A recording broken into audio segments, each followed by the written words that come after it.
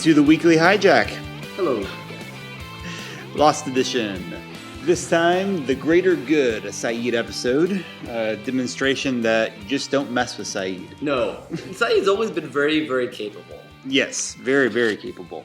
This is really where we begin Locke's downward... he starts going downhill in the castaway poles. Oh, yes. He's quite low at this point already. Yeah.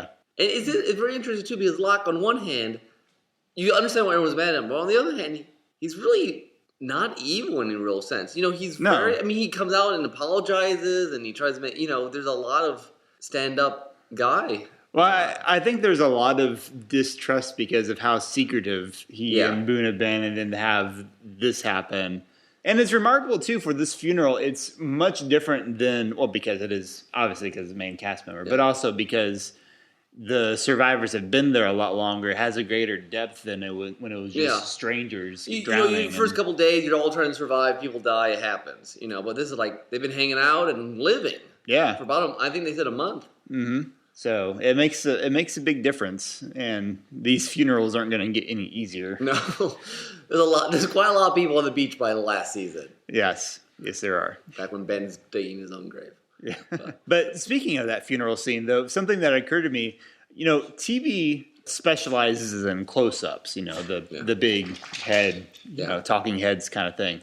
And very rarely do they indulge in a nice wide shot like that when you've got, like, all the survivors just facing Locke. Yeah, that was nice. They pulled way back and it was like, Locke, everyone. And it says a lot, and it's very... dramatically striking when they take the time to do that. Well, the nice thing about that scene, too, I mean, it's good closure and fallout from last... I mean, this episode's largely fallout from last episode, which is nice to get. You have that space to do that. But then, when Locke shows up and suddenly the tension ramps up, and they spend a lot of time with Locke says something, Jack. Locke tries to say something else, Jack. And you're like, something's going to explode here any minute now. Yeah. Well, and I was saying, even like during the recap, like Jack's face makeup, I mean, he looks awful. He does look awful. Like, you know, you can tell he's lost a lot of blood and he's just not thinking right. You know, it's Jack when in his like set determined and, you know, hell or high water type. I would do all things. Yeah. After being up all night and donating like half my body weight in blood, I will go on a long walk in the middle of nowhere trying to figure out where Locke might be, and then you know, it's always Sayid and Locke stuff is always very interesting because Sayid's very practical. Yes. And Locke is not really. Sayid doesn't necessarily have a stake in the whole man of science, man of faith thing. He's just like... If it works, it works. You know, he likes Locke because I think he knows Locke knows stuff. Yeah. He doesn't trust Locke because Locke knows stuff. that is a good interpretation, I think. But he's by far he's a much more level-headed person than all our other guys running around being crazy. He really is, and I remember my mom watching the show, and she really liked Sayid for that because he was usually right in his estimation of what was going on. And he really just and the interesting thing about him, he does kind of wear his heart on his sleeve many times. I mean, both the flashback and the normal this time was very much centered around trying to help the women in his life and friends, and you know. Yeah, that's true. That's an interesting thing. I mean, unlike Sawyer, who takes his past and then like tries to put on a front about who he is and tries to cover up, Sayid is very upfront about I did some bad stuff, and he tries to channel that in the best way possible. I mean, he's a very honest character in many ways for being an interrogator. Yeah, yes. I'd be really curious where his political aspiration. I mean, we don't like what would Sayid have done after this flashback? We now know why he was on the plane. Yeah, and I think that was the last one we needed to figure out for season 1. I think so. But it'd be really curious. I mean, obviously he's seeking after Nadi and all that, but he doesn't really seem like, even after he finds her later, he doesn't really seem to have any sort of political or national like affiliations anymore. He's like when he does get off island, all his, then after Nadia dies, then he's very revenge-based, focused. Well, but it's all very personal for him. Before that, he was doing like Habitat for Humanity and everything when Locke tries to find him. Oh, yeah, that's right. So he really, I think, after the Republican Guard, he's just like, look, I'm just done with that sort of stuff. I'm going to just try to be helpful. He's always trying to... He's always trying to... he's probably the most active person in trying to redeem himself. That's true. His whole... mission is basically, I've done bad stuff, I will try not to do bad stuff. And it plays all the way through season 6 in this sort of... Well, up until Ben gets him on the whole revenge kick, basically, and that really takes him down a bad road. Yeah, it's his falling off the wagon. Yeah. Which is largely his thing every time, am I going to do good or bad? He's a very, not binary, but, direct character in that way even. Mm-hmm. He's very aware of his flaws and trying to fix them, as opposed to Jack and Locke and Sawyer, all basically trying to run away or fight or hide or disguise their... And I think that is refreshing as a contrast to... a lot of us would take the Sawyer or the Kate approach of running and hiding and all that sort of thing. But it is refreshing that Sayid has this very directness way about him. So I think that's pretty cool. And Locke straight up reveals, one of the long mysteries in this season, who hit Sayid over in the head. Oh, yeah. And he just lays it. Locke's like, I'm just going to come clean on almost everything. Well, yeah, it is interesting. The lengths he goes through to try to keep people away from talking about the hat. So, I guess that's part of it. And that's gutsy. So, yeah, I knocked you out and, took out your chance. The one reason Ben and Locke butt heads so much is they run the same sort of games. Yeah, that's true. Ben will very much, he'll tell you anything except what you really want to know. Yeah.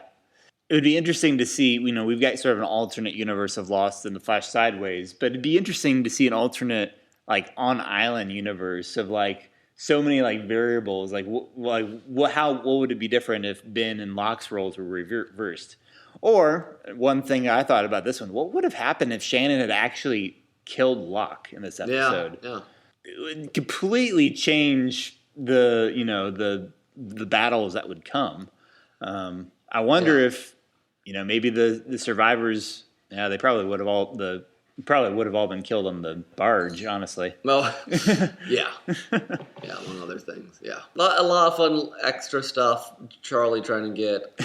Aaron. Turnip Head. Turnip Head. He doesn't have it. That's his. He just has a nickname right now. Turnip Head asleep with Sawyer's help, and Jack being drugged by Cade, and again, you needed some lighter stuff. And again, guns on the island have always been bad. Locke running around with an extra gun he picked up, and then Shannon gets a whole bunch of guns, and there's a lot more guns on the island now. And then when they get the hatch open, then there's just guns everywhere. And it's just not a good time. Are you saying guns kill people on the show? Guns? No, these people are ready to kill people. They just need something to do it with. True enough. But it's obviously not the intensity of the last 2 episodes, but it's a nice... It's a good fallout episode. Yeah, it is a good fallout. And there's a lot of this kind of internal tension. And I'm always amazed at how well the flashbacks and stuff, I know I say this all the time, but they bounce off each other really well. This undercover to figure out what's going on. Yeah, again, Sayid figuring things out in both ones. And both of them someone dealing with the loss of a loved one. Yeah. And how do you react to that? And it going, not as badly with Shannon, but there's still fallout for Sayid in that one too. Mm-hmm. But there's the sort of parallels that they're so thick they're but they're nice enough. They're oh, that's really literary, as opposed to being Zach would complain on Once Upon a Time. This flashback exactly what's happening, and it doesn't matter. Right, right. Interesting, weird thought I just had too. In beginning of no, it's next season 2. Eventually, Sayid faces this very same thing when Ana Lucia kills Shannon. Yeah, and he has this immediate instinct to want to get revenge right away. The cycle continues. The cycle continues. Is all about circles. Yeah. There's a lot of circles in that. Isn't that a scene in the rain too, where Shannon dies? There's a lot of killing in the rain. This is what they set up quite early. They said a storm's coming, so you had the rain. But when they killed Ethan, it was in the rain. When Charlie almost killed Ethan, and then Shannon and Lucille were in the rain. That's true. There's a lot of this, and my guess is not only is it dramatic, but I wouldn't be surprised if writer-wise, it's purposeful island. Means some. Maybe not. Maybe just for the drama. But I mean, the last scene with Jack and Locke, staring each other down. No. In the very last episode, where they're like jump punching each other. That's true. On the rain too. It just doesn't it rain a lot there where they were in Hawaii? Well, I think it does rain a lot. I think so. But they also even by the end, this is getting kind of off base, but the water is important to the whole cycle of the island. Yeah, that occurred to me. There's a lot of symbolism with the island. If water is kind of symbolizing, life, like magic water is a life thing, then maybe falling turbulent storm is, turbulent life. Yeah, I do think they do use weather in a very I don't know if symbolic's the right word, but they use it very purposefully in Lost. And they set up early on that the weather is kind of not natural. Yeah. I think, in the pilot episode, doesn't Charlie say something about, is this torrential rain thing like normal? And then Locke, later on with Boone, it's going to rain in like a minute. And then it starts raining and Boone's like, what's going on? So there is certainly this communication the island has with the rain. Mm-hmm. And real quick, just as I think about it, circles, Ben and Locke, they both kind of like, it's another one of those things where like you start out protecting the island, but it twists you up. I mean, the island in some ways seems to have corrupted both Ben and Locke in some ways.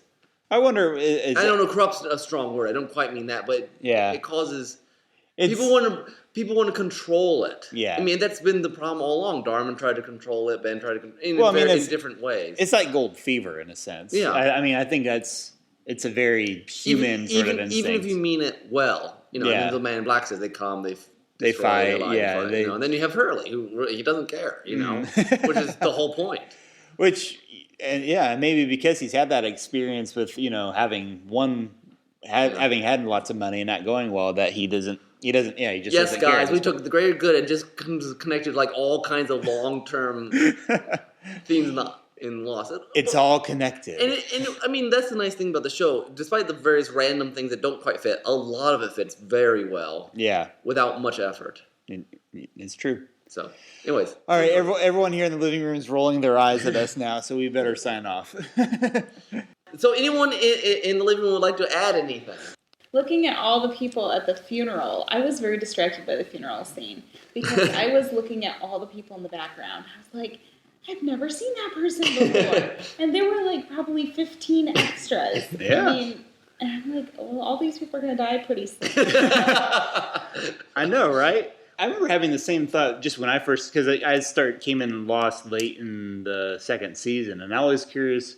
So wait, they're like a bunch of survivors, but then they only focus on a couple people. Who are all the other people? So they're nobody that we see in later episodes. That like the scientist and Nikki and Paulo. You don't Kroger. None of those are in those shots, which is a little unfortunate. Yeah. But yeah. I wonder if they had the same extras all the time or not. I think they had at least some. I've explored that on Lost TV a little bit. Well, Steven and Scott. The other guy, yeah. Whichever. I don't remember. I don't know who died. Who's dead. We talked about it in another episode. Zach, anything you want to add? No. Okay. All right. I guess that's all we got for now. That's all we got for now. We're just doing one tonight because we're going to do a special thing. Yes. Yeah. So stay tuned to your Weekly Hijack subscription or wherever that may be, whether it's on iTunes or YouTube. Whatever the case may be. All right. So thanks for joining us. Until then, this is Tim. This is Nick. Good night.